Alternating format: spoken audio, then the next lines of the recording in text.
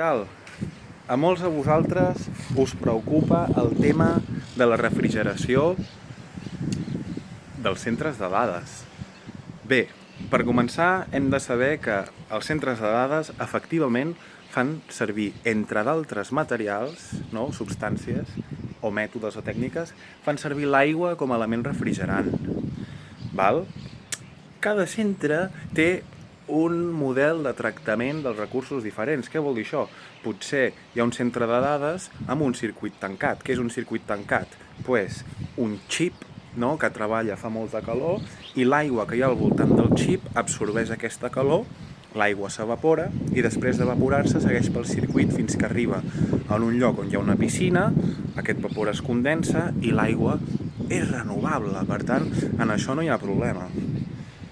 A més d'aigua, els centres de dades fan servir líquids fluorats, líquids que són dielèctrics i també poden fer servir olis o una barreja entre aigua i glicol, derivats de glicerina.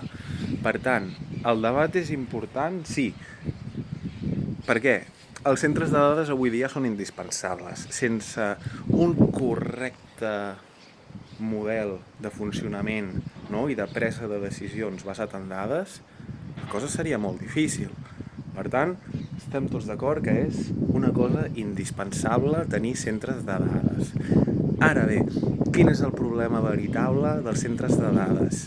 Que facin un ús molt intensiu de l'aigua d'un lloc i que aquest lloc estigui amb pressió hídrica. Què vol dir això? Que si potser en una zona que sembla un desert hi ha pous o hi ha aqüífers subterranis i el centre de dades troba una manera, no?, d'alimentar-se d'aquesta aigua, doncs és probable que això sigui un procés que costi molt de ser reversible, és a dir, que perquè aquella aigua torni en aquell lloc han de passar centenars d'anys. Això és el veritable problema de la refrigeració dels centres de dades.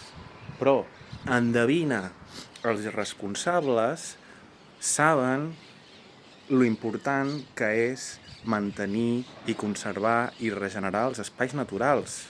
Perquè podries pensar, oh, no, sí, és que ells els és igual, fan tot això amb merda. No.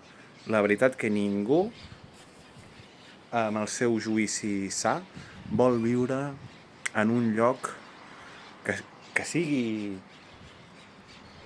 sigui àrid, que sigui inhòspit. Ningú ho vol. Per tant, dit això, les preocupacions per la refrigeració del centre de dades són importants, però també és molt important seguir informant-nos per veure quin és el veritable problema de tot plegat. Moltes gràcies i que vagi bé.